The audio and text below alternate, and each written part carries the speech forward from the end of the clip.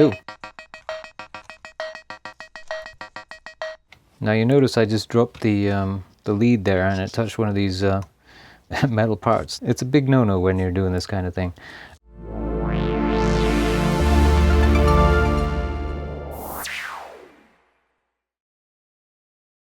Welcome back to the PSS-130 project. Okay, so I've got the batteries jury-rigged so that they stay in there, kind of. And because we have to operate this thing with the cover off, so let's turn it on first of all. Now I've gone ahead and printed a photo of the circuit board so that if we do find anything interesting I can make note of it. This I've found is the best way to do this. You can just draw a facsimile of the circuit board yourself, but that takes a lot of time.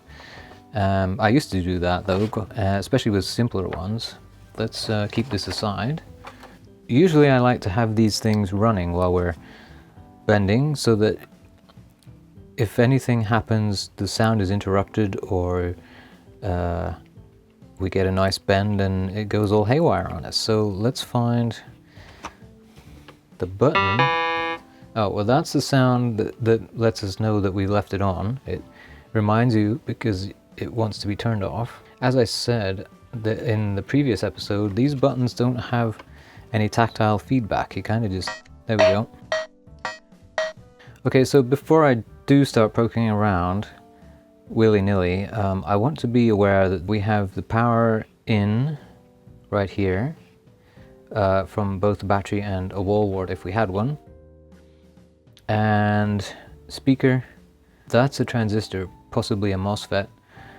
I'm kind of figuring that there's not much point poking around on this board so much, especially with the possibility that this could get fried, the chip could get fried. We might have more luck going along the pins of that IC down there, which means I'm going to have to remove this board. Now the on, oh hush, the on switch is also here, and that has to come off first. What I'd like to do is touch these pins to one another to see what that does. Now on the internet they tell you that there's not much you can do with this board, even though it has all the circuitry exposed, unlike the black blobs that we've been running into on this channel. But people have bent it, and I intend to try, so let's have a go.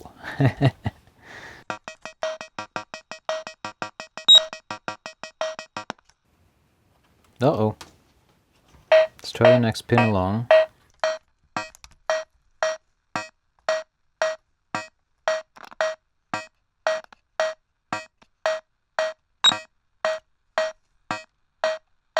Ugh.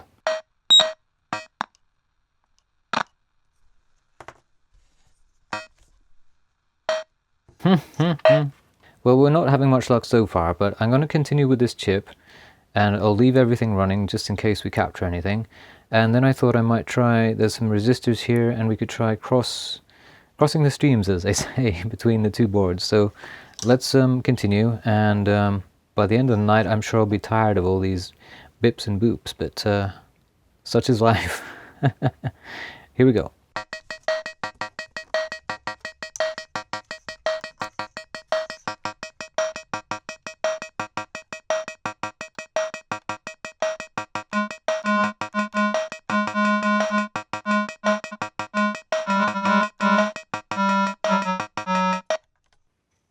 Now that was interesting. It kind of conked out on us there, but touching, I think that was pin 5 on this side, and these ones here gave us a tone, but we can do that just by pressing the keys, so it's not really worth making mention of.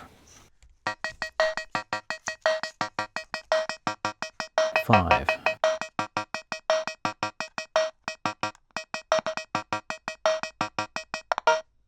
Oh.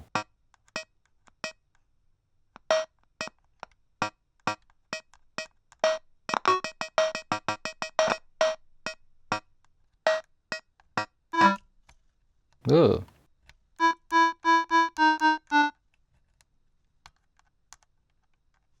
So 6 does that same thing. Different, I'm not sure if that's a different pitch. Oh.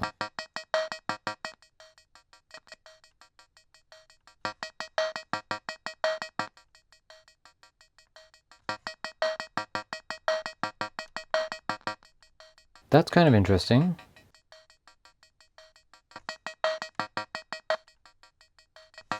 Gives us a volume drop.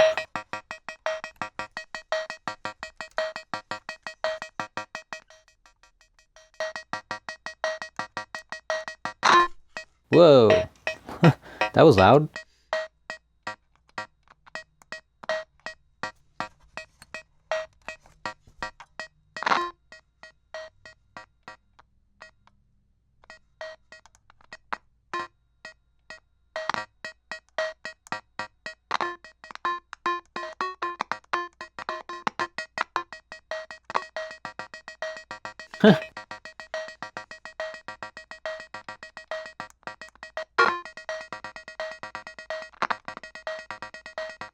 Well, while that's fun, again, it's not much use to us, is it? All we're basically doing is interrupting things, and the volume drop on there is kind of cool, but we can just turn the volume down and we get the same effect pretty much.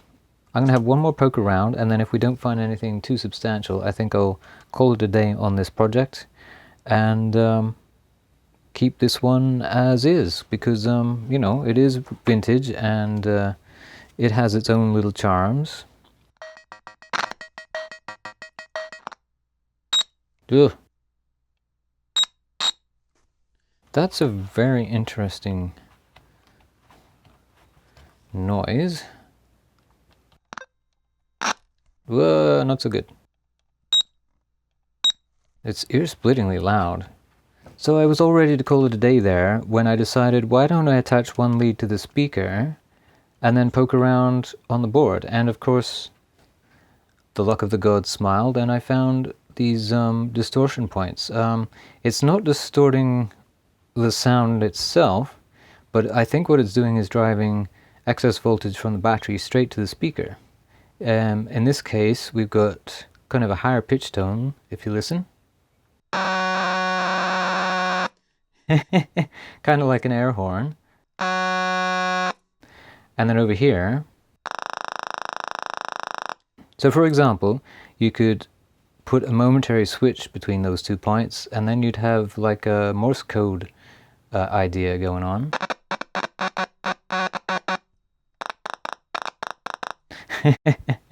So yeah, we didn't come away empty-handed after all. I could take that same idea now and go over to this board very quickly. Let's see. Well, look at that. So the points of interest on our piece of paper here, this is the speaker out, and then I'm touching these 2 resistors to get this sound. And then these 2 resistors to get the other deeper sound. And over here, was it this one? Yes, that same one that gave us the volume drop when we were touching, was it these again? I think these directly to that.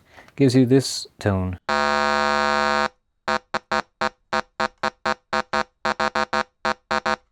As I said, a momentary switch between any of these points would give you that buzzing sound. Yeah, kind of fun. I don't think I'm going to actually wire those in at this point, but it's nice to know that we have the option. So those are some bends that you can do with this that I wasn't expecting. And they're actually quite simple ones. So there you go. So yes, the PSS-130, it's not as unbendable as they say. There are those fun points that I found tonight. I'm sure if you poked around with a little less trepidation than I have tonight, you might even find something more interesting yourselves. And again, you might not, but at least you'll have tried. So there you go, that's back together now and still in fully working order.